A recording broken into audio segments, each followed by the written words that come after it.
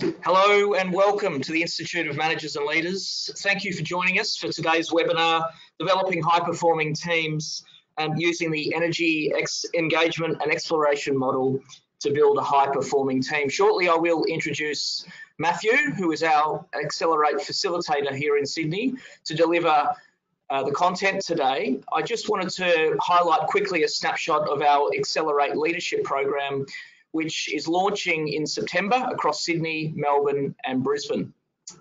As you can see, today's content and the Accelerate program will be targeted towards really that middle management level. So we're looking at managing the pressures of an organisation when you're managing up to senior levels, down to direct reports and sideways with other team leaders and managers.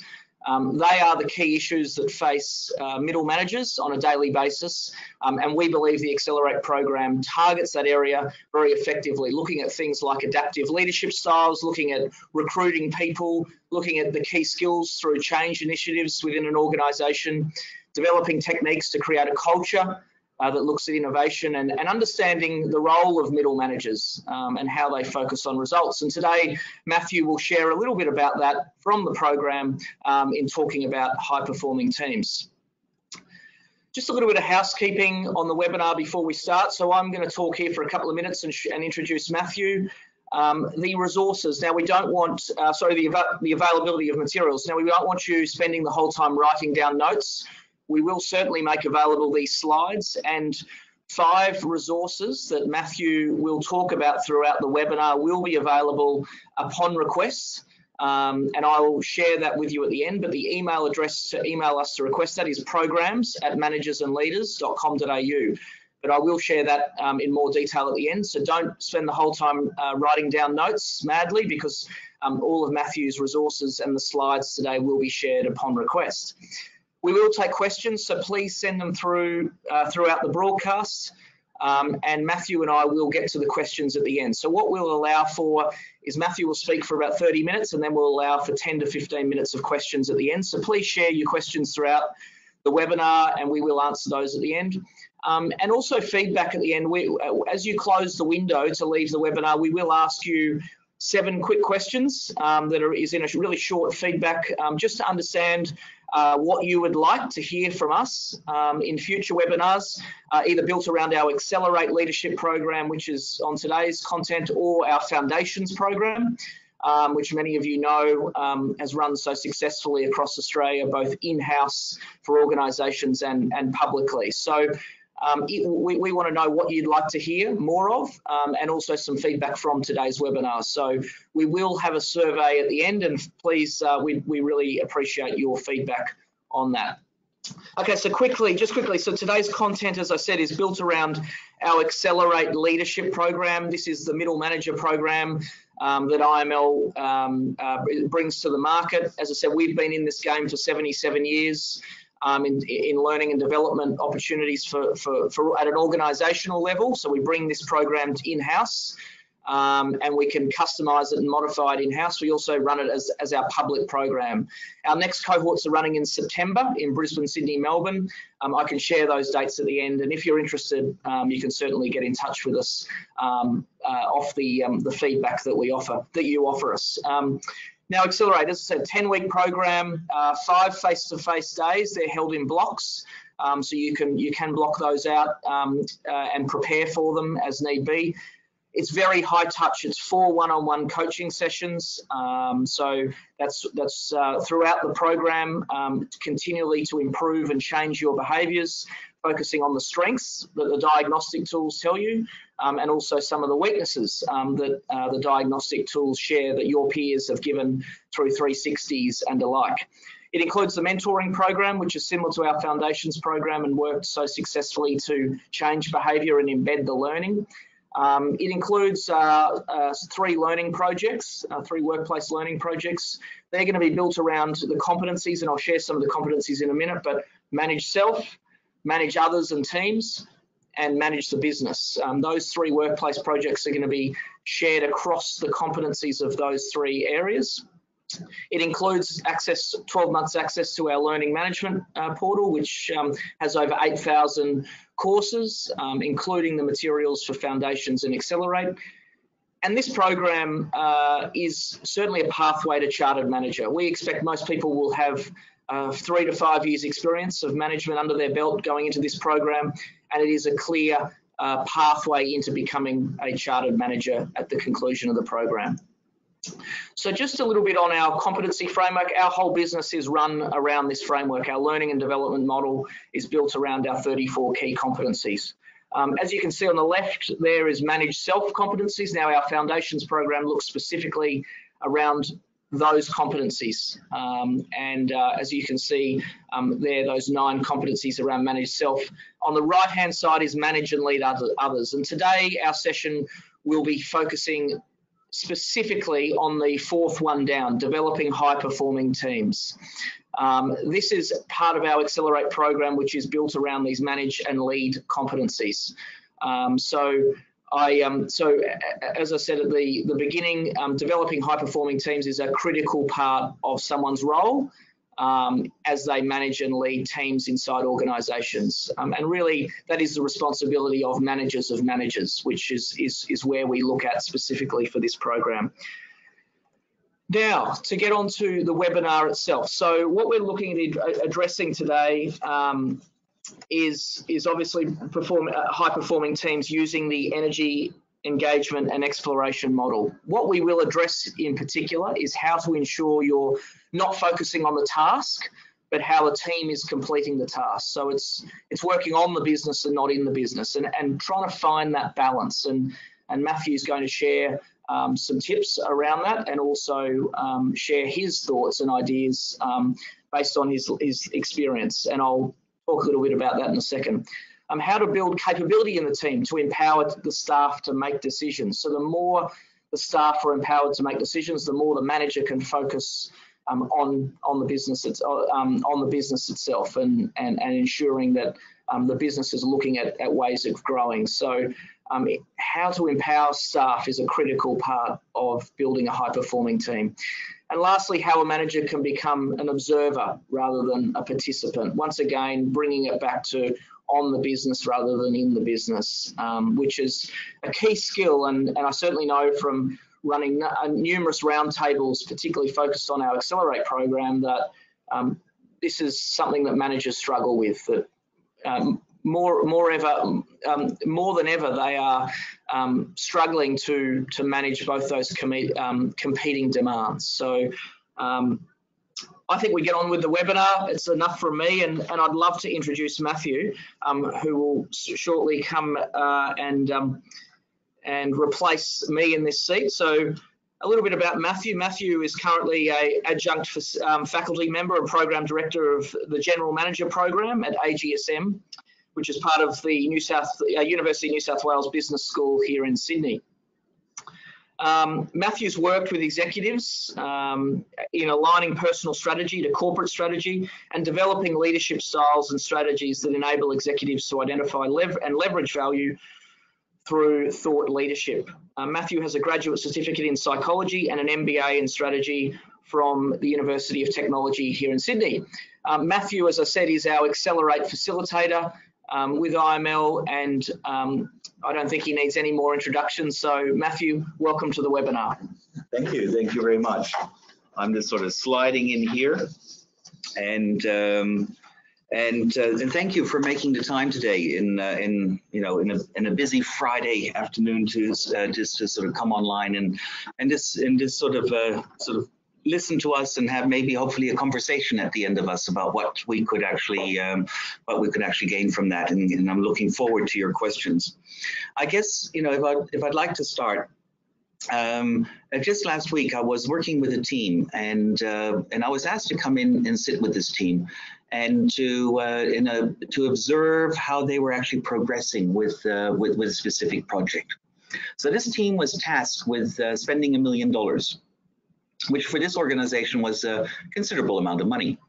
And so they were asked to come up with ideas in order to best spend that $1 million in order to get some real value for the organization out of it. And so I was sitting there, and the meeting was for an hour and a half, and I was sitting there in this meeting, and at the end of it, I was asked to give some feedback on this meeting. And to be honest, the meeting hadn't gone terribly well. They hadn't progressed a lot around what they needed to do. The ideas were very unstructured, and they were floating everywhere. And they actually hadn't sort of agreed what it was that they actually wanted to deliver. So I could have gone and given them feedback straight on that, and spoken to them about this. But I thought that that is the work they need to do, because the moment I actually give them that feedback, the next question will be, so how can we do it differently? And then I was going to be doing all the work for the team, which is the one thing I was desperately trying to avoid, because in a high-performing team, it's important that you hold the work that needs to be done inside of the team. So I gave them some feedback about that they spent where they spent their time. And they spent, they spent about 20% of their time complaining about the task. They spent about 20% of their time complaining that they didn't get enough scope. They spent 20% of the time complaining about the fact that they're too busy in order to do this, and so on and so forth. And they probably spent about 15 minutes in real productive time in that area. Now, once I was able to give them to give them some feedback about where their energy and their engagement went, you could see the mood quite dramatically change for the team, and they were starting to think about, oh my gosh, that's not the type of feedback I was expecting. And that was also not the type of mirror that I wanted to be held up to me. But the result of that was that then the team could reflect on their performance quite accurately and actually start to make some adjustments. And a week later, it was virtually a different team. And so what I'm talking about here is how to work on the team rather than in the team. And one of in this model that we work on, which I'm going to share with you now, is in a moment, is really important to think about how we can actually work on the business. And so when we talk about future focused teams, we always talk about this concept that we need to understand how teams are being defined within the future of work context. One of the things that we know for sure is that we like diversity of thought. So that's a term that we're using a lot at the moment, and that diversity of thinking. And so so when teams are coming together, they are cross-functional teams that come from different parts of the business and are starting to really and are set up in order to challenge each other and work together in order to come up with better ideas. And so one of the things that this as a desire is really important is to actually to meet that real complexity that is starting to come towards our business. And I think you can see in your own business, in your own work, that the problem states that teams are trying to solve now are becoming more and more complex.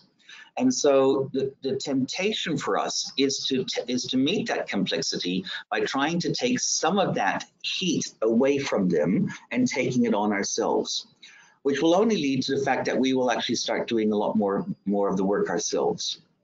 And so we need to understand how we're actually going to work with these teams, because we're asked to put up a lot more teams and put more teams together. These teams may not be reporting to us. They may not be in our domain expertise that we're working, but these teams that we are responsible for and need to guide are doing a bulk of real important work for your organization.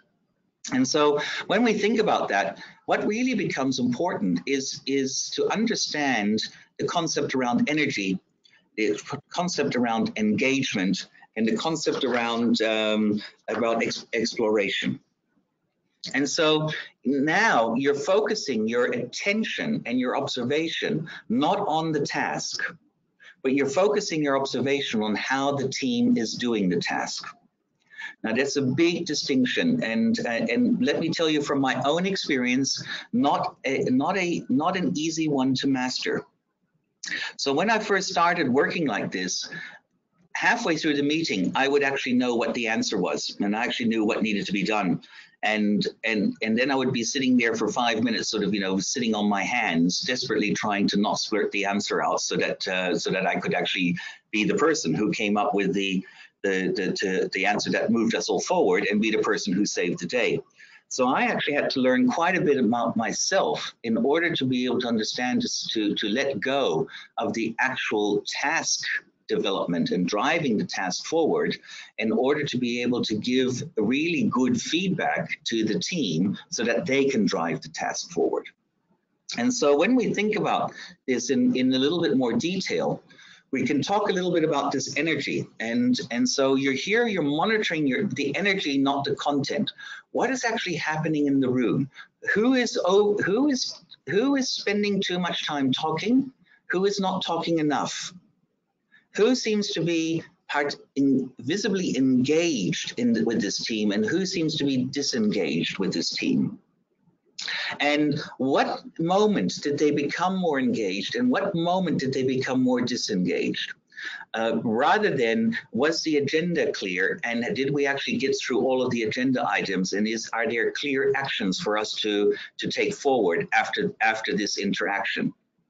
And so you're moving away from being sort of the task driver into the understanding about who and why, and asking questions about why they're over participating or not participating enough, and where their energy levels are. And to do that, you need to trust the team to get the result. Now, the difference between a high-performing team and a cooperating team is the fact that a cooperating team will continually drive a project forward in a normal, steady pace until their own aspirations are in conflict with each other, and then they try to seek consensus. A high-performing team actually is quite unproductive in the beginning phases, because they're working out things about how do we manage our energy levels within the room, how do we engage with each other, and how do we actually explore these ideas in a broader term before they actually get to the task. Now, what happens is you get to sort of, I'll draw this into my nice little finger here. You'll draw this sort of little hockey curve where the productivity goes down, but then the productivity goes up a lot higher, and you do not need to supervise them at that stage, because they're self-managed, and they will self-manage themselves to the outcome that needs to be done. But for that, you need to put some trust into the team, and I'll talk a little bit about that a little bit more in a moment. And then you're analyzing the impact of the contributions. So you're actually observing and saying, so if person A says something, how did person B respond to that? What did it do to their contribution and the energy levels within the room? And that then opens you up to then have, after these interactions, and when you see the team working, and either in a meeting or or working together in a specific space, you can start to have individual coaching conversations that will help people to start thinking about, where should I put more of this? Where should I put more of my focus? Should I be? What would it take for you to make less contributions and allow other people to step up and have more of a say within those meetings? Or what would it take for you to make more of a contribution within that team? And so the individual conversations and those coaching conversations are about how to actually involve yourself within the team, rather than about what is actually being talked about or the content within that team. And so when you think about this, and I put this diagram on the right hand here, which is an experiment that comes out of this article, which is new perspectives on high performing teams, which is part of that pack that we will be sharing with you after this. And they talked about this small experiment of that they actually got the teams to actually have breaks together in order just to have a chat and nothing else. The only action was that, at 10:30, we're all working together. We'll actually have a common morning tea break, and that lifted productivity by 8%. But just by doing something little like that. So the first thing you need to do is you need to change your mindset from the driver or the manager of this team to become that you're the leader as a coach. And so you're more as a coach of this team. And you have to think about this like a sporting analogy, that the coach usually can't be on the pitch with the team trying to win the game, whatever that game is.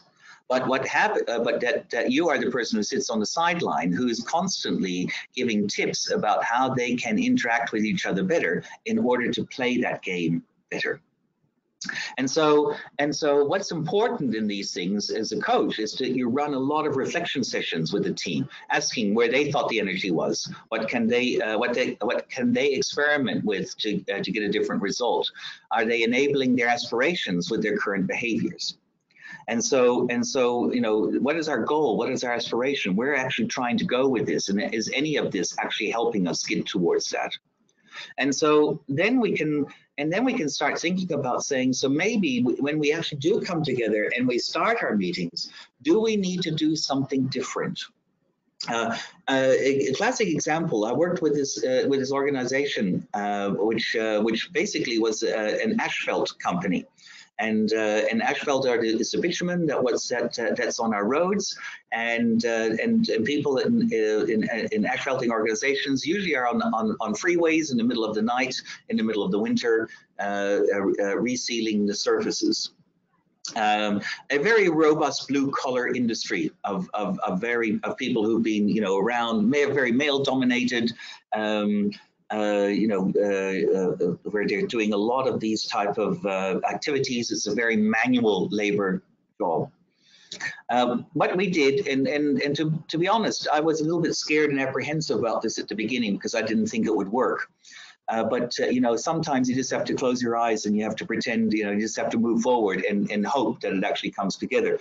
I was asked to have mindfulness sessions with all of the asphalt workers before they went on to their shift, and what it would do in order for their team performance. And you can imagine that, you know, at 5 a.m. or 10 p.m., we're all sitting around a little hut in the middle of nowhere with 20 guys, and we're all sitting around the circle. We've all got our eyes closed, and we're going through a mindfulness exercise. Surprisingly, that was 3 years ago. It's still done today in the start of every shift. So it is something that has endured. And what it has endured for them is two things. It allowed them to finish off what was ever on their mind before they started the next meeting or the next job, and allowed them to then focus on what they actually wanted to get out of the job today. And so sometimes, you know, when you think about yourself, you spend so much time moving from meeting to meeting, and you're rushing to the meeting, and when you get to that next meeting, the old meeting is still with you. And it takes sometimes 10 to 15 minutes in order to just sort of get that old meeting out of your head before you can then truly focus on that new meeting. So, you know, that is where your energy levels are going down, and your energy and your focus is not totally on the task at hand. Now, if I were coaching that person, we would be developing strategies of how can this person get that meeting out of their head, so that when they arrive at the next meeting, their energy levels are right in order to do that. And then you can also use aspiration moments where you actually share little bits of aspirations about what could we do differently, and what is actually working and what's not working for us. And that helps us just to get into the focus of what is important and we need to discuss. When we talk about engagement, we're talking about, you know, in essence, we're talking about how are the relationships developing within the team? Are they building on each other's ideas? So when you observe a team working, in the beginning, you will actually say that person A will say, I've got an idea. And then person B will say, I've got an idea. And then when you're looking at them as an observer, the idea one has nothing to do with idea two. It's like two separate thoughts and two separate concepts that are being offered in order to solve a problem. At that point, the team is not engaging with each other. They're basically putting their own ideas forward, and then the next step of that would then be to talk about the merits of each of those ideas, and then to pass judgment whether one idea is good or the other idea is better. So what you're looking for in this engagement is to sit there and say that if somebody makes an offer and puts an idea out in front of you, does the rest of the team actually pick up that team? Does the rest of the team pick up that idea and build on that idea? And so what actually happens when you see high-performing teams working, they say, oh, that's an interesting idea, Matthew. And it would be interesting if we did this and this and this to it, then it might actually be something different. And then somebody else picks it up, and then they're building this idea into a concept. And the work is not done by one person. The work is done by everyone in the person. And when you get to that, then you start to the team starts to really fire up, because one thing they have agreed that by actually exploring each other's ideas does not mean that we're committing ourselves to it. What we're doing at that moment is we're trying to find out where this idea can go and how far we can actually build this idea to see its potential. And if there is the potential, then that becomes a viable option for us to move forward. And so one of the things you have to always ask the people within the team, are you leading others with your own thinking, or are you leading the thinking of others? One of the great things, misconceptions of thought leadership is that the thought leadership comes from an area of expertise, and I need to lead others in my thinking. But true thought leadership comes from leading people in their thinking. And that then becomes a development opportunity for others to exercise critical thinking, reflective thinking, and start to work on higher level skills and anchor them into what can actually be created for the future. And so this is really important. So therefore, your role here as leader, as facilitator, you are facilitating and trying to get them to build on each other's ideas. And so one of the ways we do this very well is running comedy improv sessions. So comedy improv sessions is where somebody says something, it doesn't matter what it is, but then the other person has to pick that idea up and then build on that idea to something else, and then another person has to pick that idea up and build on something else. It's a nice little sort of 5-minute exercise that starts with a word and ends up with a very weird story at the end of it. But it gets people into that idea of building on each other's work rather than bopping or shutting down the ideas of others. And then what you need to do is you need to start thinking about, how do I build the capability of critical thinking by asking the team to consider the first, second, and third order of impact of that potential action or that idea they have. So you might ask the question saying, so if we do this, what's the impact for us? If we do this, what's the impact for the department? If we do this, what's the impact for the organization? Or you can sit there and say, what's the impact for us? What's the impact for the organization? What's the impact for the customer? And so you're constantly trying to build that critical thinking by constantly going broader and broader and broader with the impact statements that you have, in order to get people to think about these things very differently. And that helps individuals frame their contribution to the team and actually understand what that could look like. So when we talk about this concept around exploration, all right, is the team reaching out to other teams? And more importantly, are they reaching out to management? So is management driving them, or are they driving management? That's probably the big question you have to ask. And so if the team is driving management, if the team is driving you, then then the team is starting to really work, and they're starting to explore things. And by exploring with other functions and other teams and working with other teams, it avoids them going back to first principles and having to reinvent the wheel. Knowledge sharing becomes a lot better when you just ask them, who have you explored this with? Who are you? Who else have you spoken to this? Who else may be working on something similar to that? And then your role becomes the role of the connector. And you're basically just sitting here saying, do you know that that Michelle from finance is working on a very similar project to you? It would be interesting for you to connect with her to understand where her thinking is at the moment. And oops. And I've lost it. There we go. Sorry, I pushed the wrong button, so my apologies. And so what does that mean as far as tips goes? So we're now observing the interaction between the team and the other teams, and we're actually looking when we're seeing how they're interacting. We're chatting with the other teams to see what impact your team has had with them. We develop a team role. So who in the team will take on the role as the connector? And so role clarity becomes important. Share with the team what the other teams are working on, and invite guest speakers from other teams to share their views on the task. Okay, so that's and that's one of the things that you do is just bring people in to talk to them and to stimulate that idea. Now, in all of those tips I've talked about, I've very carefully put those tips in there for you to steer away from even getting close to the task. Because what the killer in all of this is that if you get involved in the task, then the effectiveness of the high-performing team starts to diminish. And so, what does this mean for us? And this is my last slide, and I'm gonna bring Sam back in again to answer some of your questions. And so, what does that mean for us?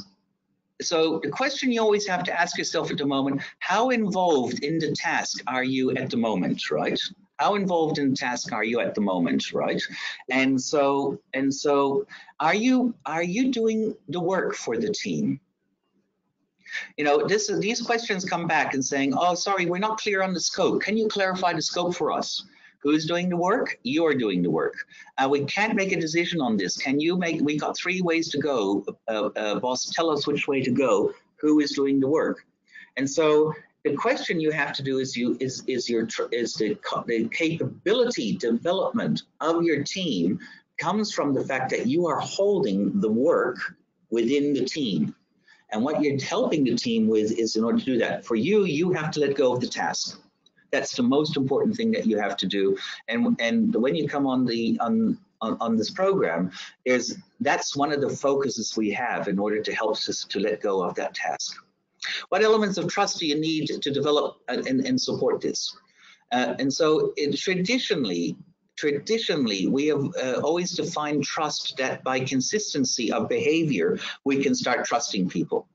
And in the latest research that will be sent out to you as well, is it's starting to come back now to actually say that it's actually the strength of the relationship that actually determines the trust, not the consistency of your work.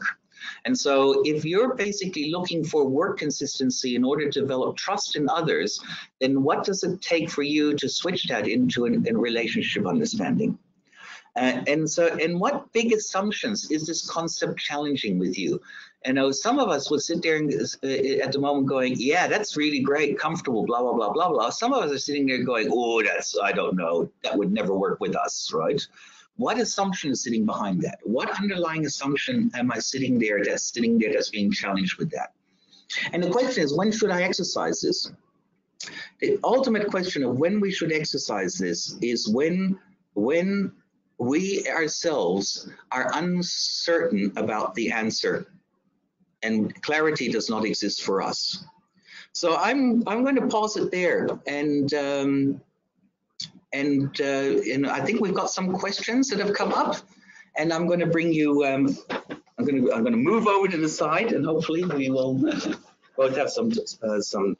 Well done, Matthew. Thank you very much for sharing that. As I said, it was a small snapshot of our high-performing teams' content from our Accelerate program. So thank you very much for sharing those insights. I thought all of it very, very worthy. Now, we do have some questions coming in, and I've just got them just coming through here. So firstly, Matthew, I think it's Chris who's asked in relation to the program itself, is it over 10 weeks? So it is over 10 weeks. So there's 5 sessions. They're in a breakdown of 2 sessions.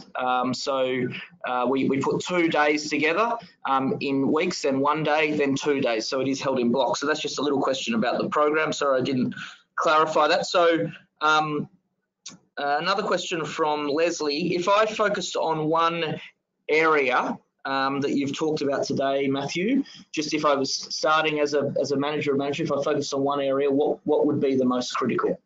Look, the most critical is the energy.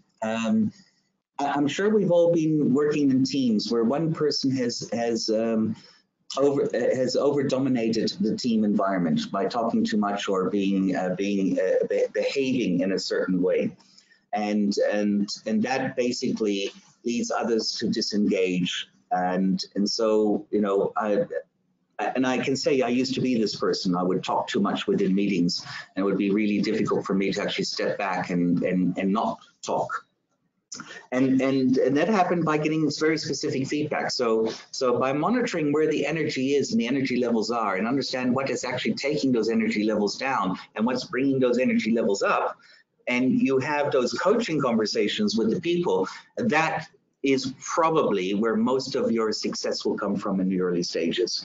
And because once you get that right, then the engagement, the exploration become tweaks rather than real intervention.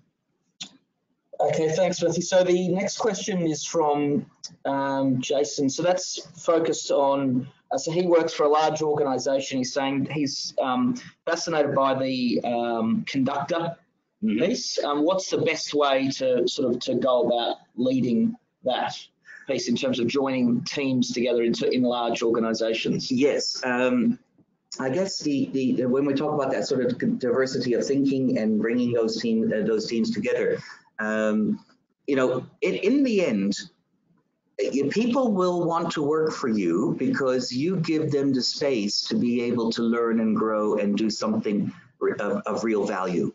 If they can actually feel that their contribution is real and actually makes a difference, they will find you. They will want to be on your teams. Often what happens is that people don't feel that because the leader, the manager is in the group, in the team doing the work as well. And so once the manager is doing the work as well, then our default is to defer to the manager's expertise and to the manager's guidance. And you know, and this is a classic statement that's always made and said, I have no idea what the answer is, but I have a few ideas of myself. These are 1, 2, and 3. And then, so what do you guys think? What ideas do you have? And the answer will always come back and say, oh, no, we like your ideas. You know, boss, let's do that. Let's do those. So the moment you actually become the person who actually doesn't get involved with that will spread like wildfire through the organization and will attract people to want to work in your team. So you're not providing the solution, but you're leading them to the answer. Yes, you're giving them the opportunity to be their best and holding them accountable to be their best, rather than being a forum to listen to you think about what you think is the best thing to do. Yeah. Okay. So we've got a number of 6 or 7 questions here. So we're going to have to be probably we're a lot quicker. Yes. Okay. So can you give some examples of how you've seen the reflection sessions work well? The reflection sessions always work well if you ask questions rather than make observations, and you can keep you can stop talking after you've asked the question. Sometimes when I've seen people ask that question, sometimes nothing happens for 2 to 3 minutes. Now it feels like half an hour at the time when there's absolute silence within the room, but I can guarantee you it's only anywhere between 30 seconds and 2 minutes when someone will start to talk and someone will actually then start to put some ideas into the room and start the reflection for everyone else. Okay, so I'll just quickly drop in that if you would like the resources, because I know we're getting close to closing today, but if you would like the resources and all the slides, please email us at programs@managersandleaders.com.au. So please email us, say, you know, whatever you would like, whether it's the slides, whether it's the resources, or both. Or also alternatively, if you'd like some more information about the next cohort for Accelerate that's coming up in September for Sydney, Melbourne and Brisbane. So I just thought I'd share that because we are getting close. Now I've got these 5 or 6 other questions that have come through. Now, do these principles need to be applied differently if the team is a new team or an established team? Well, the way you do it is slightly different. In a new team, you can be quite upfront and say, this is how we work together, and this is how we're going to do it. But in an established team, you're actually going to have to signal that things are going to change. And because any team that is going from business as usual to something different will become destabilized if they don't understand why we're making that change. Yeah. And so if a team is reliant on you giving them the answers, and you say, from here on in, I'm not going to give you the answers, that has to be a clear conversation with the team as to why this is happening, rather than just starting the behavior and then the team going, what have we done wrong in order to be treated like this? Yeah. So, and I guess teams are in constant, generally there's change about whether it's within the business or within the team. Exactly. So you've just got to adapt to that. Yes, but you have to be clear that this is what we're going to be doing from here on in. Right, so that there is no misconception that it is an interpersonal issue that's driving this, or a performance issue that's driving this. It's a development issue that's driving this. We have an opportunity to develop ourselves better within teams, so this is what we're going to be doing from here on in. You said energy was the most important in a team. How do you measure the energy? Look, I guess the energy. The best way to measure energy is if the people actually are listening to each other, and they are actually, and you can feel see in their body that they're slightly leaning forward. And I always sit there, says the moment I see people lean back like this, I know they're disengaging. The moment I see them starting to come closer to each other, I know that the energy level is right, and they're working well with each other. But also, I think afterwards, you just sit there and say, so what did you get out of this conversation? You get people to answer the question about what were the key points out of them. If they start to overlap, then you know the energy level was right. Okay. When they start thinking similar things as far as outcomes go. Okay, so body language and involvement, yes, and that sort of thing, yes, engagement, and clarity of thinking that starts to come out. Okay, so Xavier, is it okay for the manager to continue working alongside the team? I guess you talked a little bit about this, but yes, as long as the role is clear that you're there to observe and to be the coach of the team, and not to be the participant of the team. So if you get involved in the task, you have the authority. Then basically, they're basically a working party working under your authority. Yeah. And don't get me wrong, we need that as well, right? So sometimes we just need a working party that sits under your authority to get stuff done. Yeah. But it's not a high-performing team. Yeah.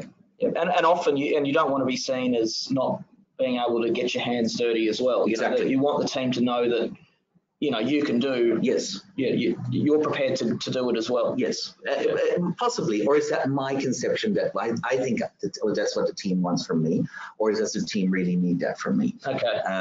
Normally, what the team wants is to be left alone to get on with the task. Yeah. Not the manager intervening. Because every time a manager intervenes, anxiety levels go up and judgment levels come up to it. Yeah. And so, the moment it says, "Oh, manager says, can I see the work?" people start to spreadsheet it and put it into little bound examples and start taking interfering with the whole work, so that they're presenting something they think is the image that they need to present to the manager, rather than continue working on the work. Okay, really interesting, Matthew. Last question from Charles, and I've got other questions, and we will answer. So everyone who sent through a question that I haven't answered, we will answer you directly with that. But last question, because we're right on time. So will this model work at all team levels, or only with more senior level teams? No, all team levels. This worked really well with Ashfeld workers. And the purpose of working together like this was to problem solve together in order to increase their safety record. So Ashfeld people their nickname is Black Death, because they have the worst safety record of any of the construction workers, and this team was able to go to nearly get to zero harm based on this type of work. Wow. So it can be quite powerful if you allow people to actually take on the ownership for their own stuff. And the same would apply in a white collar role. Yes. Sitting in an office. Yeah. At all levels. Yes.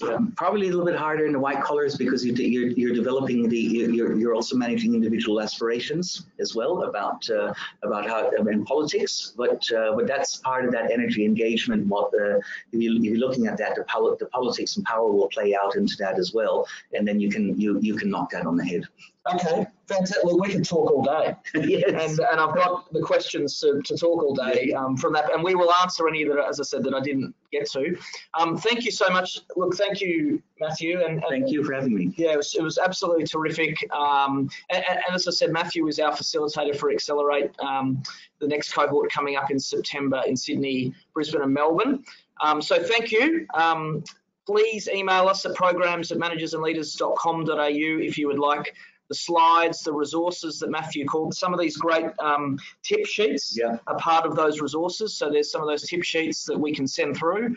And also additionally, if you'd like some information about Accelerate itself and how the program works, both for in-house organisations, we deliver in-house as well as public programs. Now, if you would like to see Matthew, again, I know in Sydney, he is doing a masterclass for us on high performing teams. So a little bit more. So obviously we've seen a very short snapshot and we could talk all day on the content, but Matthew's doing a masterclass for us on the 7th of August. So for anyone based in Sydney, that's Wednesday the 7th, Matthew's doing a half day, a three-hour masterclass here at IML. So really looking at, as I said, working on the business and primarily getting out of in the business, which is obviously what he talked about today. So thank you very much for your attendance today. It was terrific that we had such a great response and very high numbers attending today, and we'll continue our webinar series focusing on key competencies built around our leadership model and our framework that we so desperately want all of our members and all of our customers to engage with and to obviously learn and develop their skills to be better managers and leaders. So thank you very much for attending today, and we'll see you soon. Thank you.